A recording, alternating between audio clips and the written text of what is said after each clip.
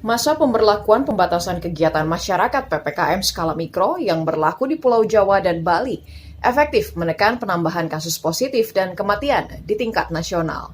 Hal tersebut diungkapkan oleh Koordinator Tim Pakar dan Juru Bicara Pemerintah untuk Penanganan COVID-19 Wiku Adhisa Smito dalam konferensi pers virtual pada Kamis 18 Maret. Wiku mengatakan PPKM skala mikro yang telah berjalan selama 9 minggu mulai 11 Januari hingga kini menunjukkan perbaikan angka, di mana berbagai daerah di Pulau Jawa dan Bali tidak lagi mendominasi kematian per hari Kamis ini. Dengan menurunnya angka kasus positif dan kematian ini, maka kata Wiku, pemerintah daerah diharapkan tidak lengah dan terus memperbaiki upaya penanganan dengan berkolaborasi di tingkat posko dan satuan tugas di daerah masing-masing.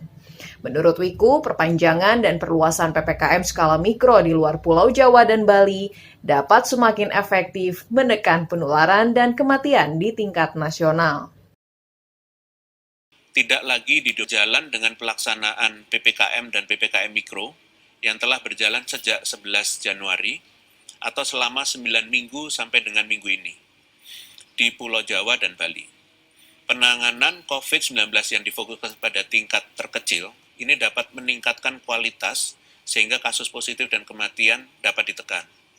Namun, saya mohon dengan dilaksanakannya PPKM Mikro ini tidak menjadikan daerah lengah terhadap penanganan COVID-19. Wiku juga memperbarui informasi jumlah kasus COVID-19 hingga Kamis petang pukul 4 sore.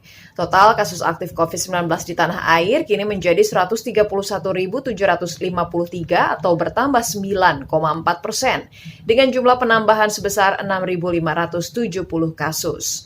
Kemudian kasus sembuh menjadi 1.272.958 atau menjadi 87,9%. Dalam hal ini, Wiku mengapresiasi Provinsi Banten, Papua, Bangka Belitung, Kalimantan Barat, dan Riau sebagai provinsi dengan angka kesembuhan tertinggi.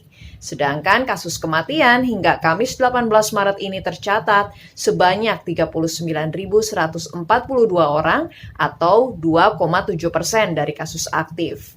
Dari Jakarta, Nabila Karisti, Kantor Berita Antara, mewartakan.